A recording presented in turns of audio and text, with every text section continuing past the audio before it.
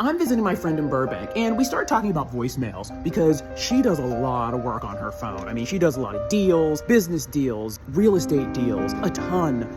She's an executive, so she does a lot of deals. We started talking about voicemails. When somebody sends her a text or somebody calls her, she expects them to text her right back or call them right back. We're in that age right now. Somebody calls you, they want you to pick up. When somebody texts you, they want you to text them back. As we were driving to the second happiest place on earth, Universal Studios Hollywood, to have a good time, I started telling her the story about receiving a voicemail when I was 6, and it got me really choked up. So for a few years, my mom, my sister, and myself dealt with my father having cancer.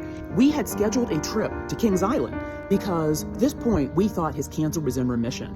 I believe, and I'm telling this all out of the memory from a 6-year-old, have a couple tests to see if everything's clear. And then like your final test, the doctor goes, You're cancer-free. You're in remission. Everything is good. We scheduled a trip to Kings Island because we were feeling good. He was feeling good. He looked good. He was healthy. He was getting heavier. So we were like, when we hear from our doctor, this is going to be amazing. He's going to be cancer-free. We will finally be able to live our lives as a family and just be happy. We spent a couple days at Kings Island. Of what I can remember, and I can't remember a lot. I remember like the coldness of the room. I remember the heat being outside, but I can't remember like images of being on amusement park rides, or I can't remember holding his hand. I can't remember anything like that. But I do remember it was a really good time. And I may not remember a lot of things because bad things overshadow the good things very quickly. I'm telling this entire story to my friend while we're in the car driving to Universal Studios, and somehow something just hit me.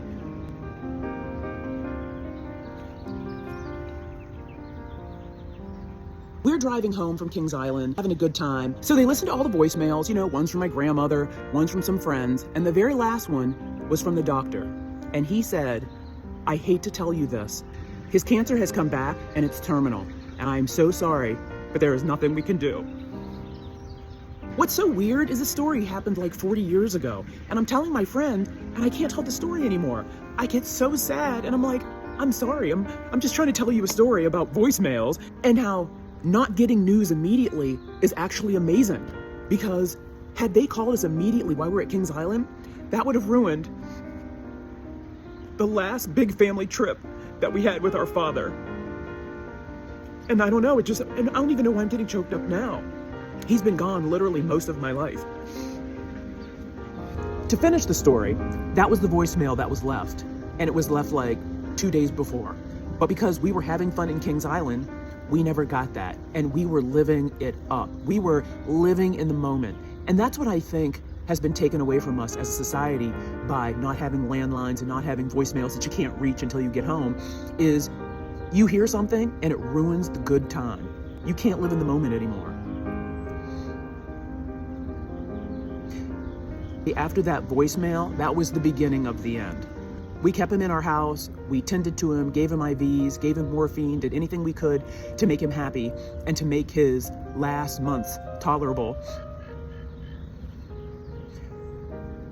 And I believe in about 6 months, my father was gone. What's so funny is my friend told me, holy cow, you have a story about everything. Literally, we're talking about voicemails, and you have a traumatic story about voicemails. And I'm like, I could literally tell you an entire story, be it happy or sad, about literally anything. And if you want to hear another siren story, I'll try not to make it sad again.